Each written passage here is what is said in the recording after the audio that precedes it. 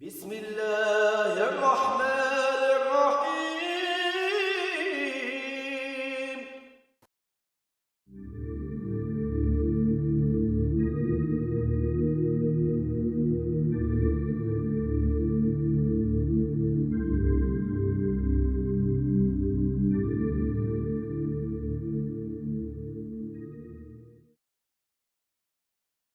But we're going to go ahead and get started with the conversation as we sit here.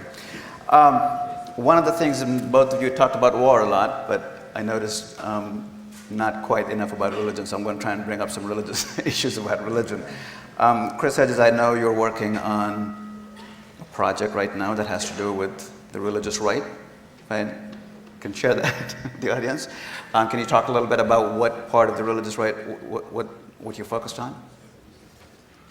Well, I want to preface that by saying that I grew up in the church. My father was a Presbyterian minister. My mother graduated from seminary and was a professor. I graduated with a Master of Divinity from Harvard Divinity School, which is the degree you get if you are going to be a preacher. I was not ordained, but I did the academic work. So that's the orientation I come from. Of course, as you know, I spent about 2 decades abroad and spent much of that time in disintegrating states, covering countries where extremist movements, one thinks of, for instance, the nationalist movements in the former Yugoslavia, appropriated religion. There was nothing religious about Slobodan Milosevic, but he certainly knew how to manipulate the language and the iconography of the Serbian Orthodox Church, as well as bring much of the leadership of the Serbian Orthodox Church into his campaign of genocide that was carried out in Bosnia and, of course, then later Kosovo. So, having spent a lot of time around people who claimed to speak in the name of God for activities that I felt and I think knew, certainly understood, were antithetical to their own religious tradition as well as my own, coming back to the United States and listening to the language of the Pat Robertsons and the Falwells and the Dobsons, I found deep similarities between their ideology of hatred and exclusion and bigotry and self-righteousness and language of violence. The belief that those who did not embrace their peculiar brand of Christianity were agents of Satan. They were demonic forces. This triggered a great deal, frankly, of anger within me as somebody who is a Christian and certainly informed very deeply by my own religious tradition, that somehow my struggle and stand before God was worthless because it didn't conform to their particular vision. I think that that kind of language is poisonous, dangerous in a civil society because it creates an exclusive group which empowers itself at the expense of all others. And I have seen such groups at work in the Middle East, in the Balkans, in Latin America, in Asia, and it's those similarities that frightened me. I think you spoke about patriotism. It's certainly a love of my country and a love of my religion that has led me to write a book that is not a history of the Christian right, but very much an assault against the Christian right. I'm not willing to give people who preach hate religious legitimacy, even if they claim to speak on behalf of my religion.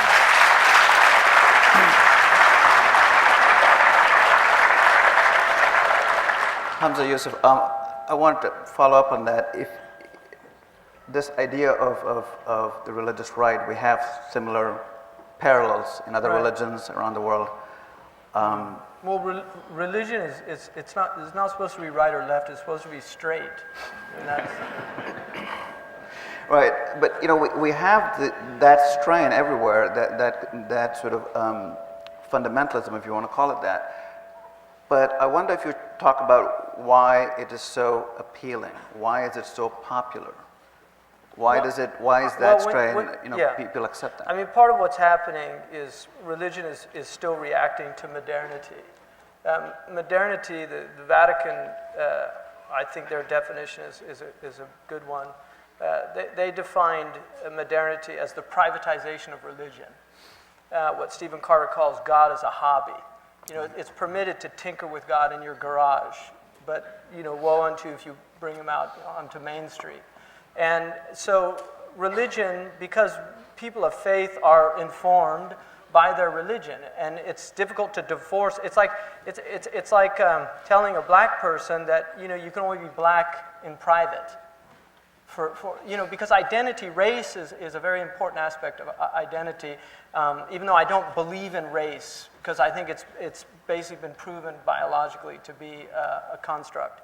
But appearance of race, you know, different forms that we have, African, Asian, these inform people's identity in a world that you're given a box, you know, white, Caucasian, Asian, Mexican, other. I always check other because I don't like to be categorized in those boxes. I'm not from the Caucasus Mountains, and I don't feel comfortable being defined as a Caucasian.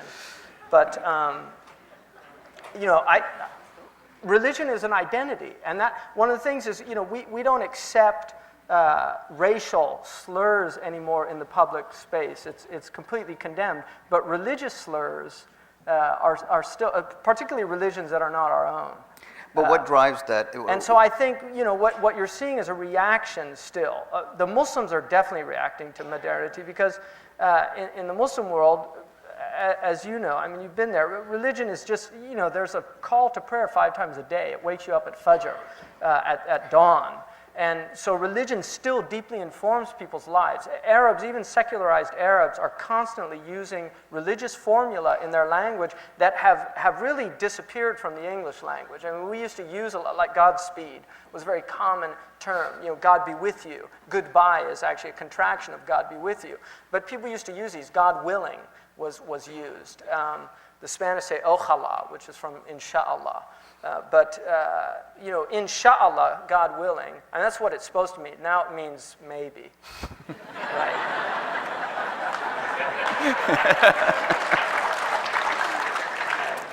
So you know, it's still deeply informed by religion, and there's 3 religious responses to modernity. One is assimilation, another is withdrawal, and the 4th is confrontation. And so we're seeing a confrontation going on now, and we're in a period of what, you know, sociologists call anomie, where the carpet's been pulled out from under people, and we don't really have a ground for morals anymore. For really, we're just seeing a lot of major changes in society, and religion, which is often informed by pre-modern concepts of morality, which are still very important to many religious people, they're really groping with what's going on. So, you know, some of it is growing pains because there's things we need to abandon from the past. But others are genuine conflictual experience inside.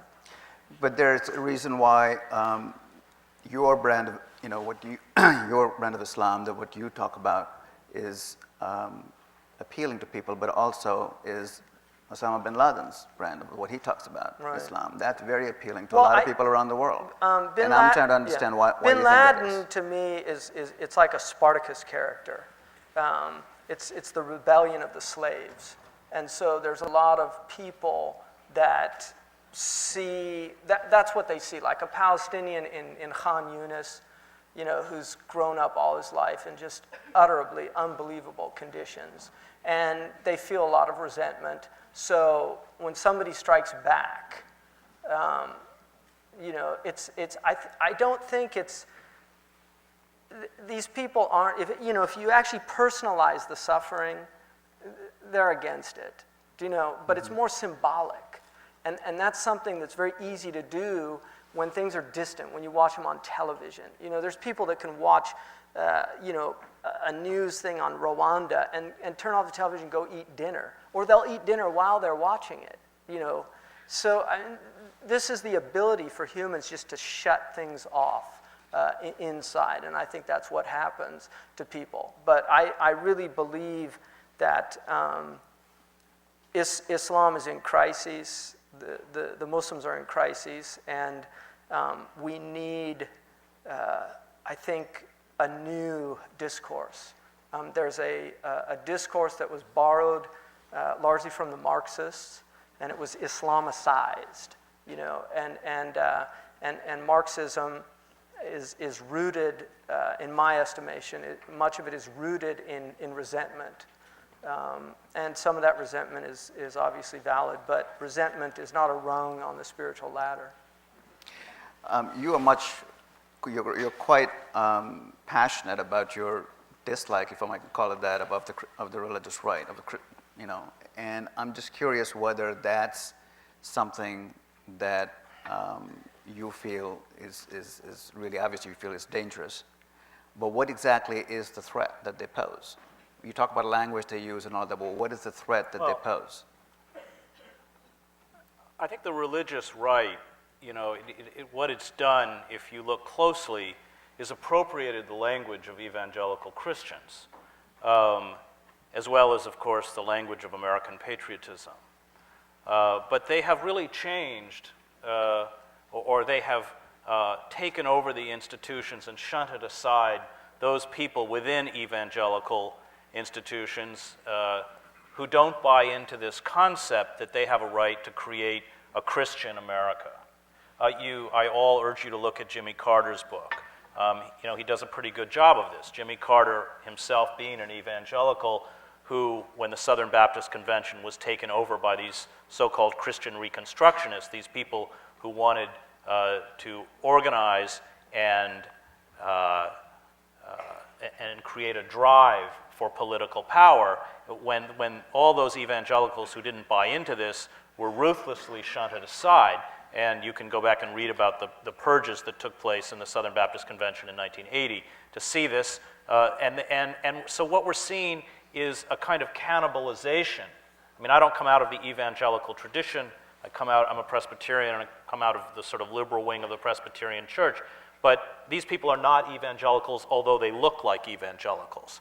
And I think that that's important to remember, that these people who have appropriated these issues that many people care about, these value issues, appropriated the language, and I think the other important point to remember, and I think you've spoken very eloquently about this, is that we do live with a kind of moral rot.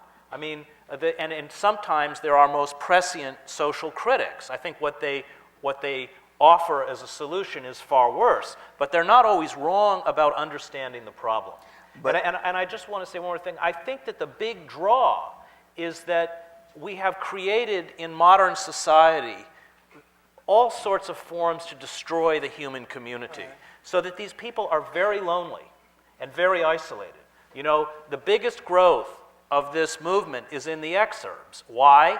Because there's no community center, there's no connection with their neighbor. They live in these big empty houses with palladium windows. They get in these big empty cars. They drive to these big soulless offices, and they go home. And I think as writers like Karl Popper and Hannah Arendt have understood well, Hannah Arendt calls it atomization, but it's that solitude, that loneliness, that despair ultimately, that is the essential element that creates totalitarian movements. This is a movement that, and you know, all you have to do is turn on the 700 Club or TBN or, you know, listen to Benny Hinn or any of these people who reach tens of millions of Americans within their households in a parallel information system network by which these people never have to hear reality-based news at all. Listen to the language they use about us. Is there reality-based news? I'm just curious. I think there is. No, you're New York Times. There is reality-based news, and it's you don't see it much anymore on television. But there is such a thing as going out and reporting a story, and a belief that other viewpoints are important, that there isn't, you know, that not everything that you report about has to conform to a law of history that leads to Armageddon, and you know, and much of the attack on the public school system and the effort to promote the teaching of creationism and the attack ultimately on the reality-based news media. I mean, they hate the New York Times, and I was just in a and I'm sure we can all critique the New York Times, but I was just in a seminar in Missouri where they were teaching teachers how to teach creationism. And in the middle of it, they went off on a diatribe against the Times. I'm sure I was the only Times reader in the room. But what they were doing was the same thing they were doing by creationism. They were trying to create, this is a system that believes in magic, it's in superstition, and signs and wonders. It's not a reality-based system. And all reality-based systems, like science, for instance, honest, dispassionate, intellectual inquiry, and news reporting that is not that doesn't carry a particular is a threat to them. And so they are trying to destroy those institutions. And it is not a matter of wanting their voices heard. It's a matter of wanting those reality-based systems to be eradicated. But some people believe that that's what they're leading to is kind of borderism being fascism. Do you think this is fascism in some form? I think the mentality is a fascist mentality. I think if you take the main pillars of fascist ideology, yes, I think that they are America's fascists. And Hamza Yusuf, do you think there are similar fascist leanings in other religions, in Islam and there's Hinduism? Definitely, whenever a person who's informed by faith arrogates to themselves God's voice, that's the most dangerous type of religion. One of the beauties of Islam that I love is that any scholar that ever gave a fatwa, they would always end the fatwa by saying, and God knows best. In other words, this is the best that I can do at understanding this issue, but I'm human, I'm fallible. And God speaks through language for people that believe in revelation, and language is symbols, and symbols are open to more than one interpretation. Literalist tradition in religion historically is not the majority of religion. It's always very small sects within religion, but unfortunately it is becoming a much larger movement than it ever was. I mean, the Catholics are not literalists. They've never been literalists. The predominant Muslim tradition, both Shia and Sunni, is not literalist tradition. I mean, there are things that are taken literally, because language is language, and something, if it means something, it means something, just like law. The law is what it's stated.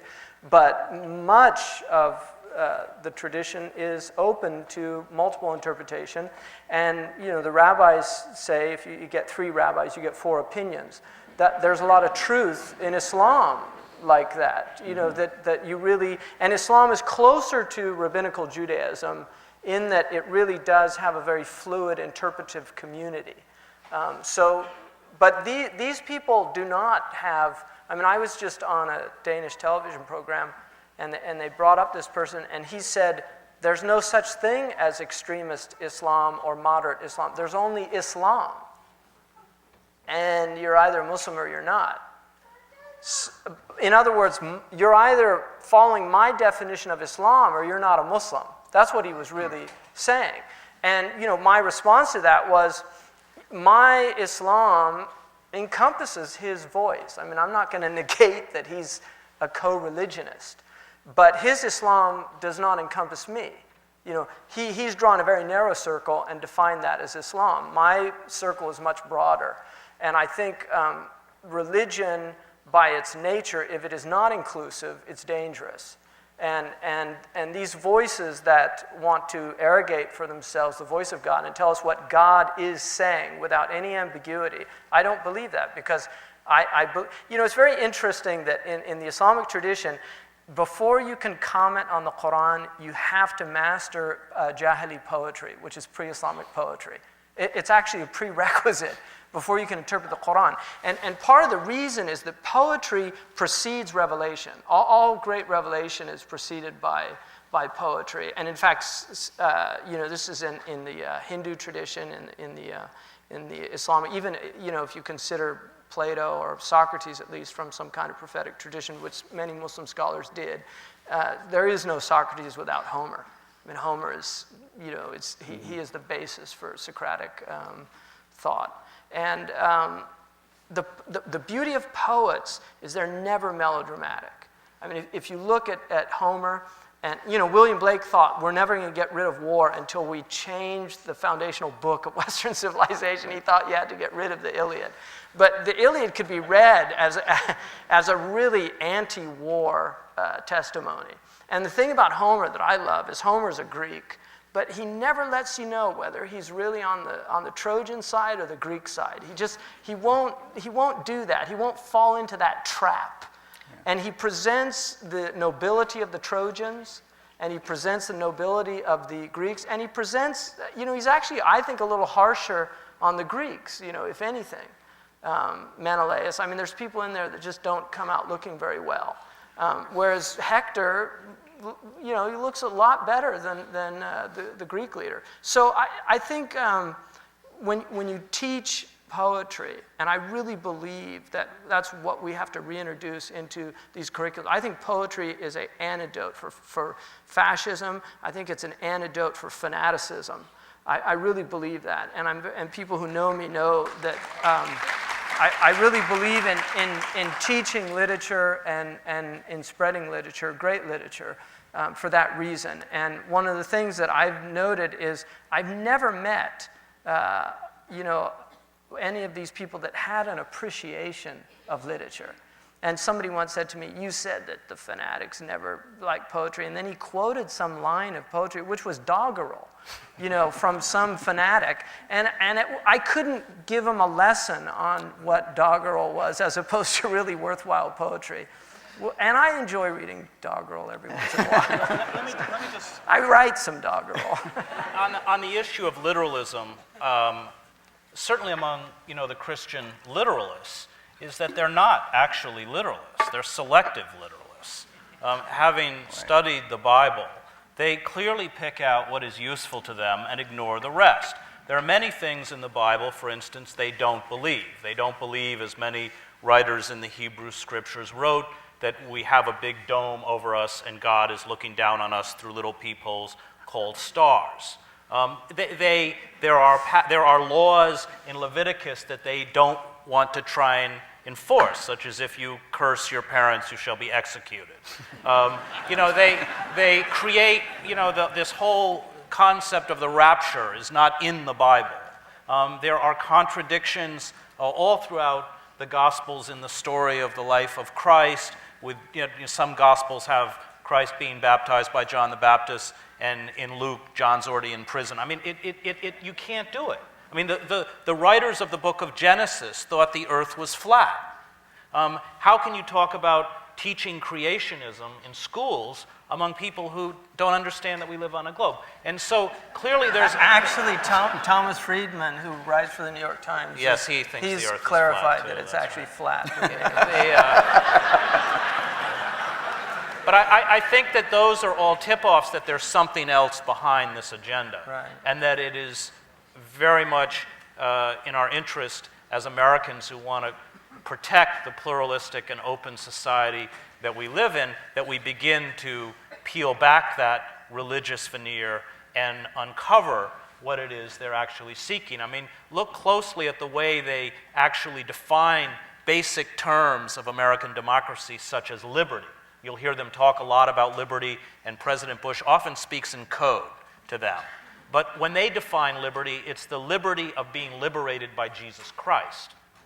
They've taken traditional concepts that everyone, that is a kind of common currency in this room, and distorted those concepts so that they may use the word, but they say one thing, it means one thing to us and another thing to their believers. And in many ways, the book that I'm writing on the Christian right is a kind of literary criticism of the religious right, to give people another vocabulary and another language by which they can explain and understand this movement, which I think is very dangerous to our country. Hamza Yusuf, I wanted to go ahead. pick up on what you said. You were saying earlier that, that your concept of Islam is wider and perhaps more tolerant, that there's room for, and in relation to what Chris Hedges is talking about in Christianity, I'm wondering whether people would say similar things that he's talking about the religious right, people would say about, say, the Wahhabis. Well, we don't understand that, but I'm curious whether you think that your concept of Islam includes them, and if so, how do you see that? Well, it does, in that I can't deny they're from my faith. I mean, their understanding is not my understanding of a lot of the same words. We're looking at the same texts, and we're coming to very different conclusions about those texts. So I'm not going to say they're not Muslim, and I actually have some friends that are from that tradition. The more educated you get, I mean, there's something that Imam al-Ma'ziri, who was one of the great Tunisian imams, they said that he became so knowledgeable in Islam, he rarely saw any sin, because he would always say, oh, that's the ibn of so-and-so, that it just, he found excuses for people. And the Prophet Muhammad, peace be upon him, he said the believer is somebody who looks for excuses for others, and the hypocrite is the one who's always looking for the faults. And there's a verse, there's a hadith that says that the believer will look for 70 excuses before he'll find fault in a person. And I had a friend who was trying to get in touch with me for a while, and I wasn't getting back to him. And he said, he left me a message, said, I'm at 69, buddy.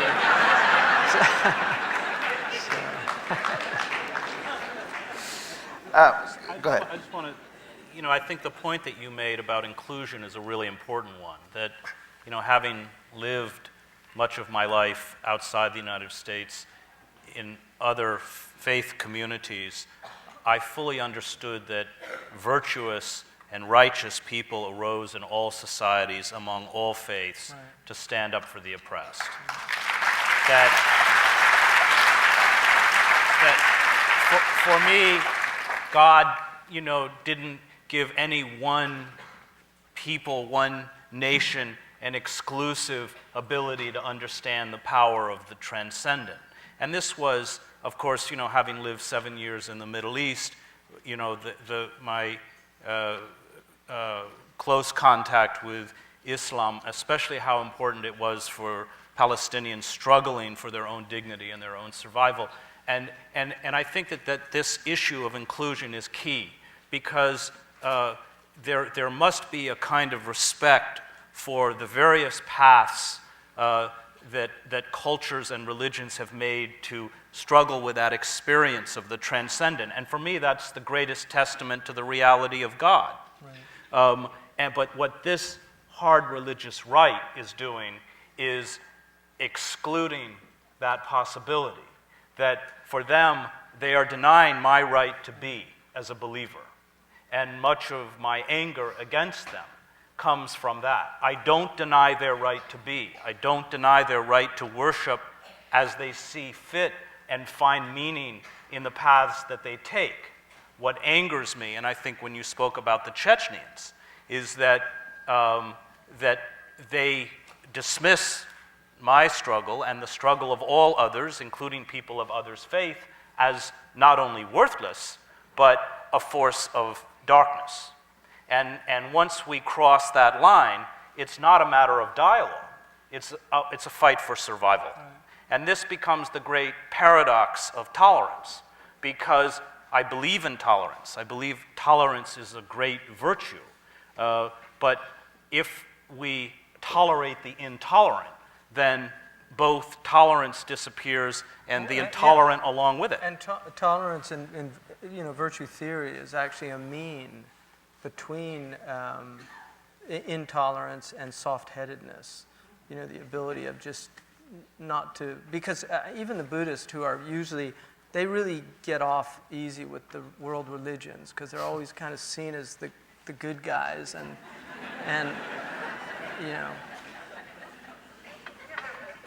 And I, my mother actually practices Tibetan Buddhism, so our family get-togethers are interfaith dialogues. but one of the things that Husui, I think is his name, he was a Chinese Buddhist teacher from the 7th century.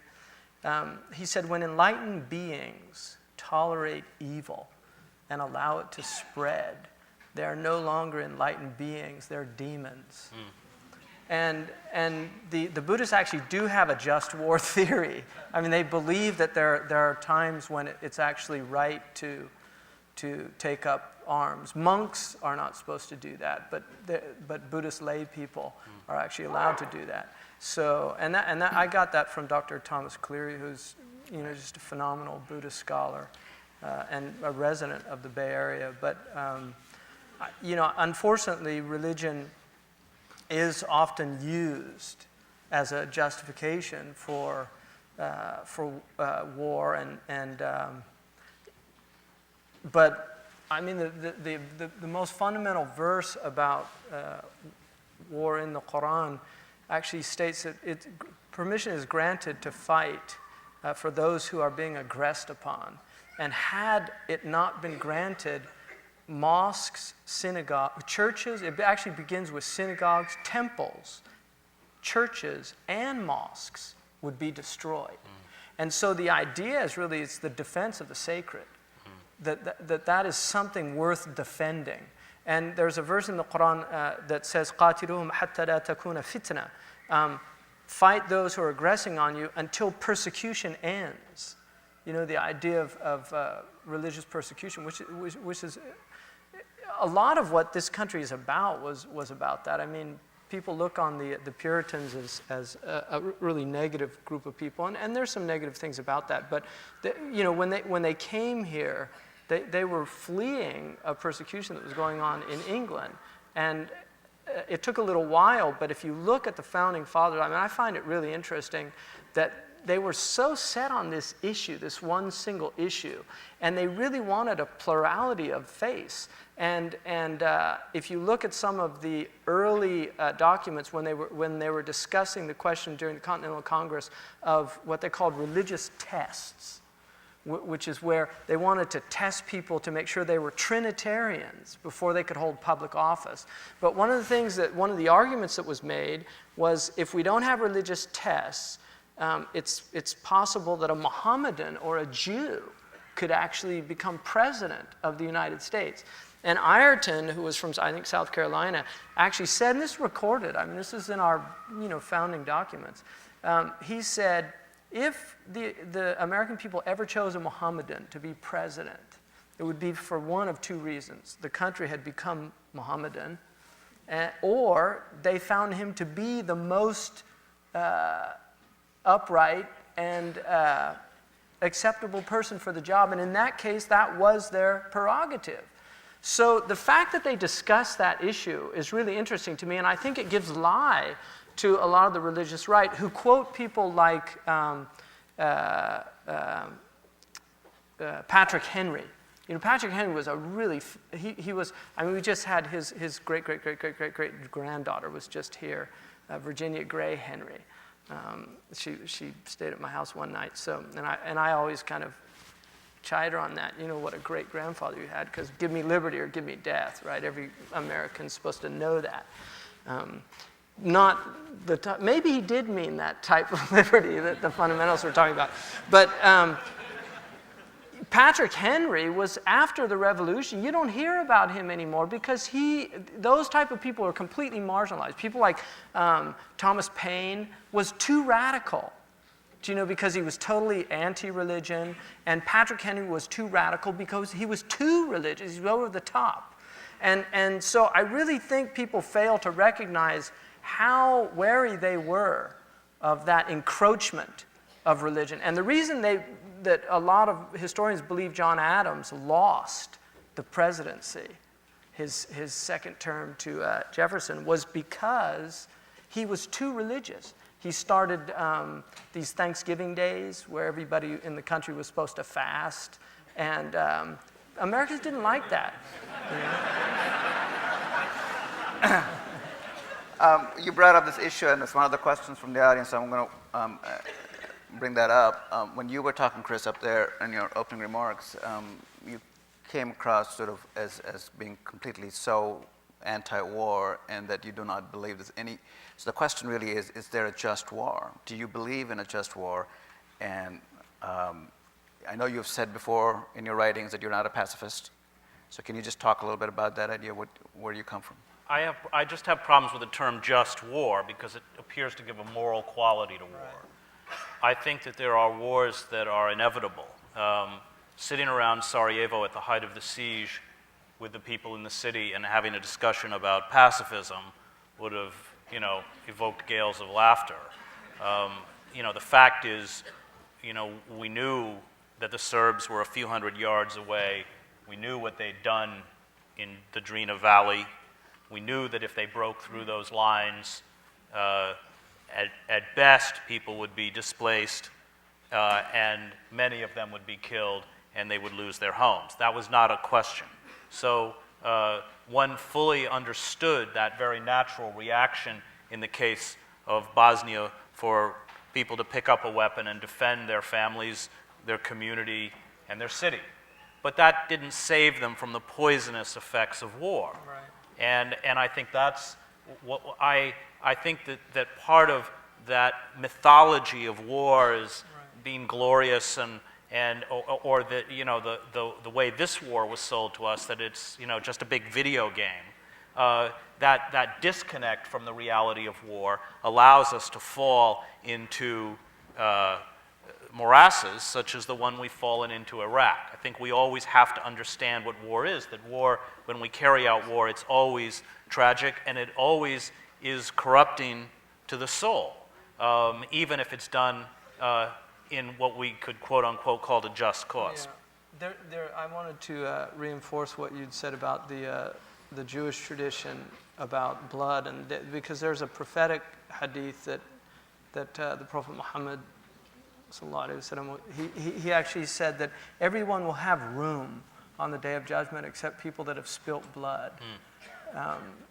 And that's actually the first thing, according to Islamic tradition, that people are judged on. And there's a very interesting Imam Sha'rani, who's a theologian, early theologian. He in his section on jihad, he mentions a very intriguing tradition about David, that when he was building the temple, every time he would build, he would come back the next day and the rocks were all, they were back where they started. And so he asked God to explain to him, and he said, "You're building this on blood." And he said, "But it was blood that was shed in your path." And he said, "It was still blood that was shed." And so, Imam Sha'rani says about that, he said, this is a proof that shedding blood is never a good thing in the eyes of God. And that even when it's done and has some legitimacy, like in self-defense and things like that, something is taken from the people that shed blood. And that restoration is part of what religion is very good at, is trying to restore and renew the person by, the rituals that are done, that people do to purify themselves. Well, it's that process of atonement, which I think is real. I think that, that's why you find, I think the people who can cope best are those people who, after being forced in that situation where they had to take life, really make an effort after war to dedicate their lives to protecting and conserving life. And I think that is a very healthy way to... Vietnam, and I'm really troubled about these young people that are going to come back from Iraq, but we forget, one of the things Robert Bly pointed out in Iron John was that there have been more suicides from Vietnam vets than people died in the war, 54,000. There have been more suicides. And, my brother used to drive a cab in the city, and he told me many times he'd pick these people up at night, late at night at bars, and he would drive, and they would weep the whole way back to their home and tell him about what they did in Vietnam. There's still people out there, 20% of our homeless are Vietnam vets. There's a whole generation that we haven't really dealt with very well. And the pain and suffering that goes with that, which is I was telling Cale earlier that I'd met a guy in Memphis, and I spent about half hour with him, and I just asked him at the end of it, I just said, "Were you in Vietnam?" He said, "Yeah." And I said, "You were in combat?" He said, "Yeah." And it was just something, there was a look in his eyes, it's I mean, there's a look that some people get that just have seen a little bit too much, things that they shouldn't have seen. And I just think that we fail to really understand how traumatizing these events are. And, a lot of these people are going to need a lot of help from us, from the community, in reintegrating them. One of the things that happened in Afghanistan was that after the Russians, people forget 1.5 million Afghan people died to 13,000 Russian soldiers. I mean, it's, Pyrrhic victory. But one of the things that was done is that this, the CIA went there and supported this whole effort and gave them RPGs and, all this weaponry. And when it was all over, there was no rebuilding. We just washed our hands, this country washed our hands of that event and left these people there to their own devices, really traumatized people that just saw an incredible amount of suffering. And it hardens people. I mean, I worked in an intensive care unit, and the first time you stick a person, it's very difficult, but you get inured to it. And putting that IV, 18 gauge needle, it's always asked for a 21 gauge needle or something when you go to, those 18 gauge ones hurt. We've got time for a couple of quick questions. I want to work these in. You both have, Chris, you've written from the occupied territories and West Bank and Gaza, and you both have studied this issue quite a bit. Is this, and it's not a trick question, because is this really about religion? Is that a big part of that, of the conflict between Israelis and Palestinians, or is it, as a lot of people believe, simply a territorial issue? I tend to agree with Amos Oz. It's a real estate issue, and it needs to be sorted out. I personally believe that the Jewish community today living in Israel, most of them are not from the original occupying generation. And I think that needs to be understood, that a lot of these people were born and raised in that country, have known no other country but that country. And I think it's time for people to, it's just such a complex issue, and I don't even, we can go there. I know Dr. Bazayan's here as well, so he's certainly a lot more informed about it than me. But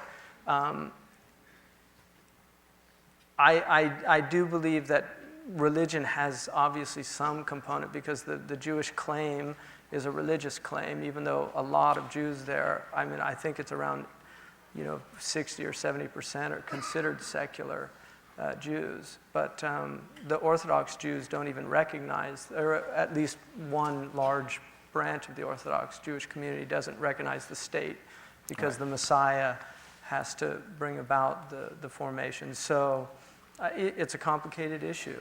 But Chris, you want to jump in there? You've written recently about the issue of the alliance between the Christians and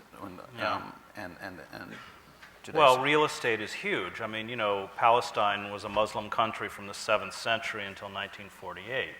And most Israelis have terrible historical amnesia in confronting that issue.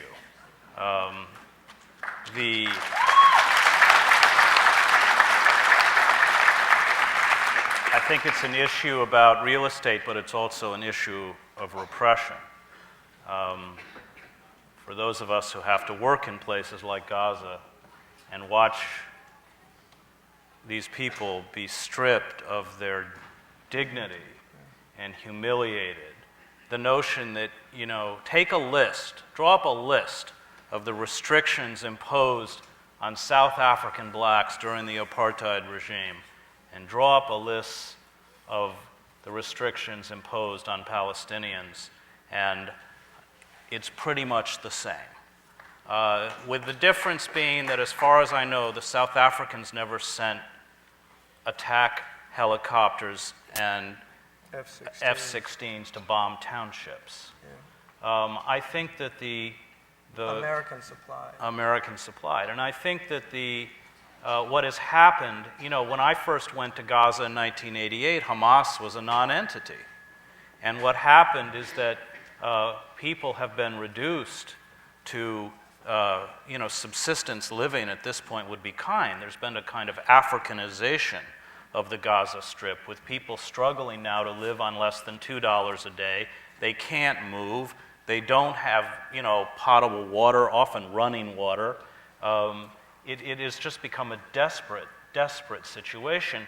And one of the things that strikes me when I'm in the refugee camps and watching the power of Islam is that everything has broken down in terms of structure and control.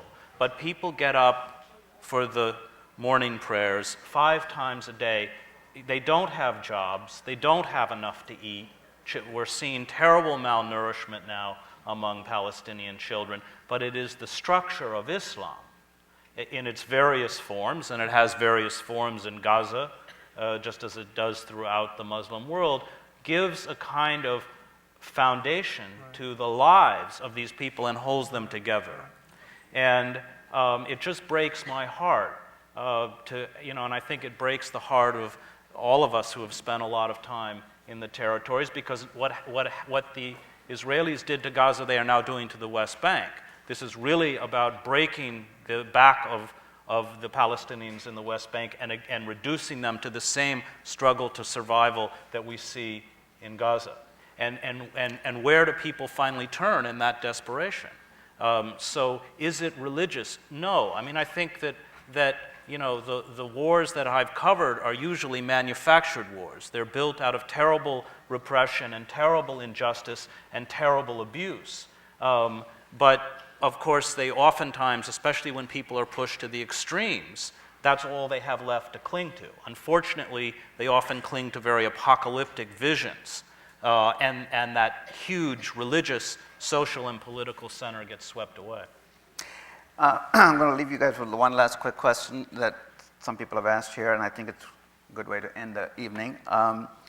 What advice do you have? What would you tell people about fighting these strains within our own religions, and how do we speak of? How do we affect anything? I'm not looking for practical advice particularly, but how to think about this maybe. Well, I mean, I've said this many times, and I do believe it.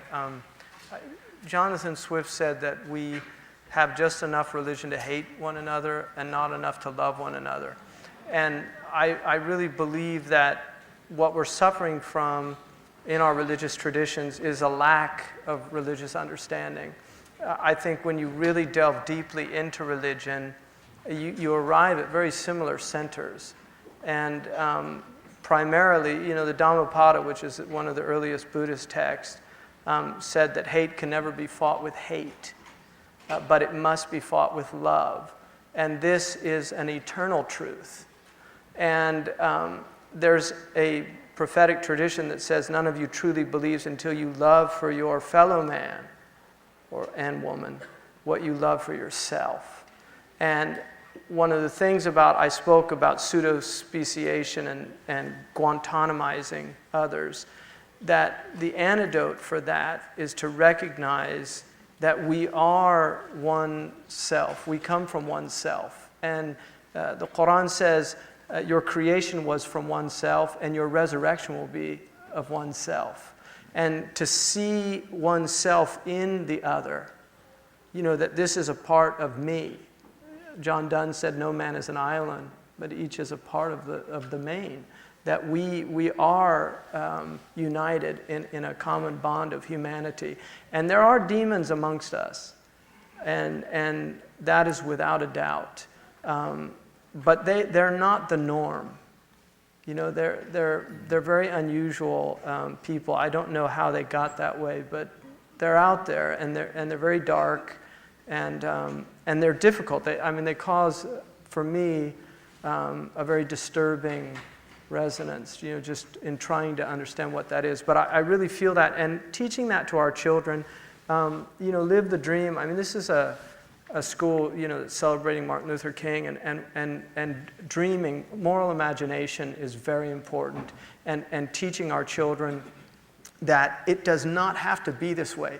Every great movement of social change in human history came from people imagining something different than what was. And I think we have to teach our young people to imagine a world with social institutions that engender human flourishing. Because we've inherited social institutions, a lot of us don't even know where they came from. But we've inherited social institutions that have become very dystopic, they're very dysfunctional. And I really think that we as thinking citizens, we're not subjects. I mean, not yet. This country's based on citizenry, and citizenry is a responsibility. We're answerable to what goes on. We really are, and that's why we owe it to our children. I've got 5 children, and I owe it to my children not to become a cynic, not to become a pessimist. I can't do that. I can't do that for their sake and for all our children's sake, because they remind us of what's right in the world. And so I really, for our children's sake, we have to help them imagine something very different than what it is.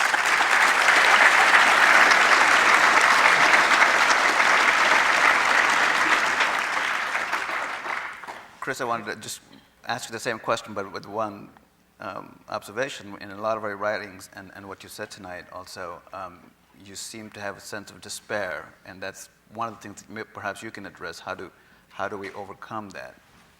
Well, I have despair. I got pretty depressed reading it. I did too, actually. I write a happy book the next time. I have despair because I hear the radical fringes of my country and my society speak in hate talk. And having covered conflicts, I always know that you first get people to speak in the language of hate and violence before you get them to carry out acts of hate and violence. That language is not benign. And why is the radical fringe of the Christian right fighting hate crimes legislation? Because they know the things they say about secular humanists and gays and lesbians and Jews and Muslims and nominal Christians can often be defined as hate talk. And I think that tolerance, as we spoke before, is extremely important, but there are moments, and I think we have reached a moment in our society when those of us who care about a tolerant society have to stand up and fight for it. And we have to say that there are things that you cannot say. You cannot call for the eradication of people of other faiths or other lifestyles or other ways of being. You cannot demonize them. You can't dehumanize them, which is really, of course, what they're doing. They're dehumanizing them. And, there was a great quote by Dr. King, and it's probably fitting that we end with his words. He said, "I can never be who I ought to be until you are who you ought to be, and you can never be who you ought to be until I am who I ought to be." Thank you.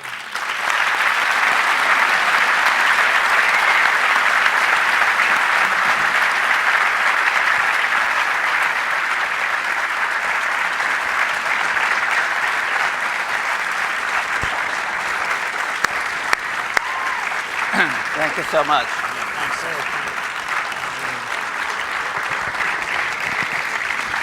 much for coming. It was great. It's so great to meet you. Good to meet you. Yeah.